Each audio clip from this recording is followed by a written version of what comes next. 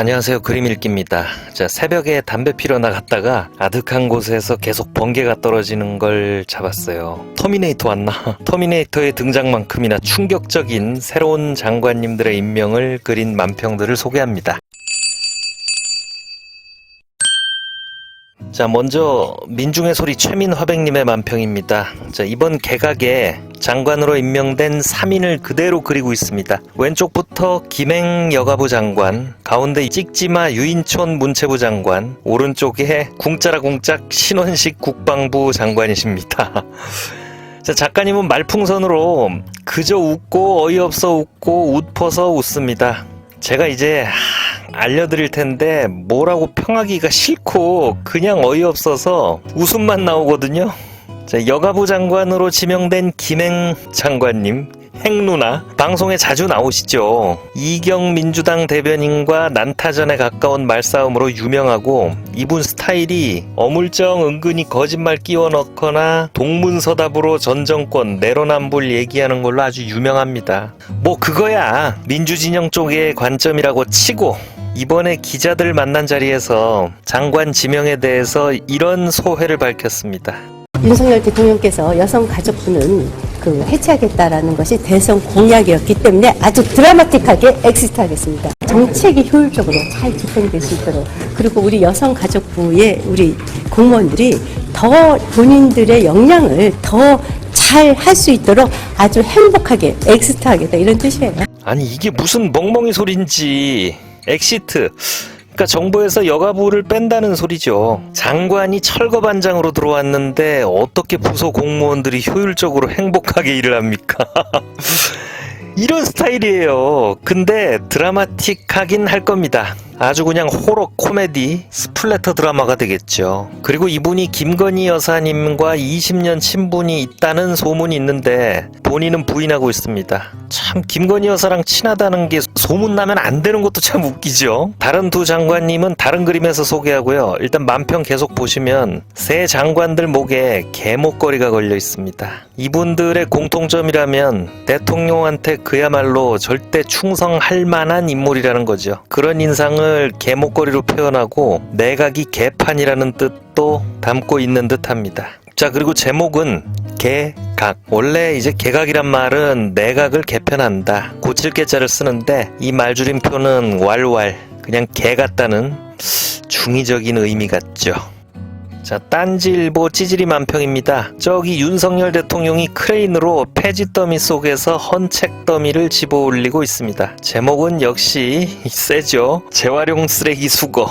지금 보면은 너무 올드한 인물들, 특히 15년 전 이명박 정권 때 인물들을 지나치게 기용하는 모습을 재활용에 빗대고 있어요. 얼마 전에 이동관 국무회의 배석자나 이번에 유인촌 문체부 장관이 그런 케이스죠. 그리고 재활용의 쓰레기는 뭐 그런 뜻이겠죠. 그림 보시면 이분은 아까 말씀드렸던 김행 여가부 장관, 위에 AHAEHAHAEH 요거는 뭐냐면 아행행, 인터넷 용어인데 그냥 무아지경으로 아무 말이나 막 하는 그런 토론 태도를 찌질이 만평스럽게 표현한 거고요. 가운데 빨간 바탕 잡지의 유인촌 장관이죠. 막 삿대질하면서 찢지마 XX, 원래는 찍지마 새끼야죠. 이거 아주 두루두루 유명한 짤입니다. 찍지마. 찍지마. 가자, 기다리시고. 승질나 꼬치가 정말. 이게 어린 학생들도 다 아는 14년 전 영상이에요. 국회 대정부 질문에서 있었던 일입니다. 아휴, 이때 야당 의원이 이명박 졸개라는 말을 썼는데 뭐 그것도 잘한 건 아니죠. 근데 거기에 발끈해서 그만 영원히 찍지마 장관이 되신 거죠. 근데 사실 이것보다 일이나 잘했나 하면 그것도 아닌 게 나중에 밝혀진 사실이지만 이분 장관하던 시기에 연예계 블랙리스트라는 게 있었죠. 반정부적인 연예계 인사들을 따로 분류해가지고 영향력을 행사한 거예요. 그 블랙리스트 안에 박찬욱, 이창동, 봉준호 감독 같은 분 이름도 있었고, 이 봉준호 감독이 이때 투자를 못 받아서 넷플릭스에 손 벌려가지고 옥자라는 영화를 만듭니다. 이때 그따위 블랙리스트 같은 게 없었으면 기생충이 최소 한 5년은 더 빨리 나왔을 거라고 저는 그렇게 생각합니다. 앞으로 유인촌 김건희 여사가 이끄는 문화예술계 깜깜합니다. 근데 유인촌 장관의 유행어 찍지마를 만평에서는 찌찌마로 바꾸고 쥐새끼, 하필이면 또 쥐새끼죠. 원식이 모가지 잘리잖아 라는 말풍선이 달려 있습니다. 그리고 옆에 녹색 바탕에 찢어진 잡지 표지에는 넥, 목이라고 쓰인 바탕에 누군가 있어요. 이 사람이 다음 그림에서 볼 새로운 국방부 장관, 엄청난 사람입니다. 자, 다시 민중의 소리 최민화백님의 만평입니다. 얼마 전에 보여드렸던 1978년 9년작 대표적인 방공 만화 또리 장군의 포스터를 패러디하고 있습니다. 근데 또리 장군 역에 이번에 국방부 장관으로 임명된 신원식 장관의 면상이 올라와 있고, 제목을 자세히 보니까 또리 장군이 아니라 또라이 장관, 그리고 조그만 글씨로 후보자라고 써 있습니다. 자, 이 만평은 굉장히 웃긴데 진짜 이게 웃을 일이 아닙니다. 여기 이분이 내뱉은 말들 말풍선으로 대충 널려 있죠. 문재인 모가지를 따는 건 시간 문제. 자, 이분이 실제로 어느 집회에 가서 한 소리인데 진짜 말의 내용도 그렇지만 천박하기 이를 데 없습니다. 군이 인천 상륙작전 성공했기 때문에 문재인 따는 것은 시간 문제입니다. 안 내려오면 붕짜자 붕. 자, 이 궁짜라 공짜 장관님이 노무현은 또 악마래요. 근데 이분 노무현 때 별 달고 장군질하던 사람이에요. 문제적 인물, 오늘날 문재인이라는 악마를 탄생시킨 초대 악마인 노무현이라는 자가 대통령이 된 겁니다. 그렇지. 자, 그리고 촛불혁명은 반역이랍니다. 명년 촛불 반역. 문재인 따는 것은 시간 문제입니다. 기분 좋게 저랑 춤추면서 합시다. 안 내려오면 붕짜자 붕. 자, 촛불은 반역인데 전두환이 사람 죽이고 국가를 강도질한 12.12는 나라를 구하려는 행동이었다는 말도 남겼습니다.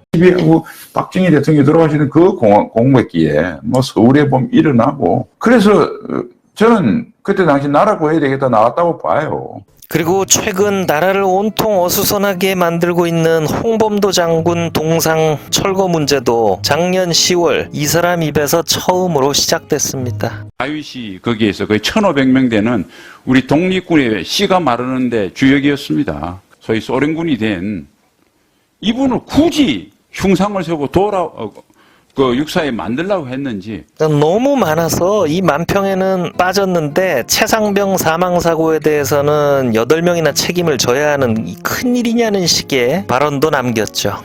손잡고 가다가 이제 웅덩이가 푹 빠져서 안타까운 죽음을 했어요. 그런데 이게 8명이나 다 처리할 만큼 어마어마한 군의 과오나 그겁니까? 그리고 최상병 사망사고 수사 외압과 싸우고 있는 해병대 수사관 박정훈 대령에 대해서는 이런 소리도 했습니다.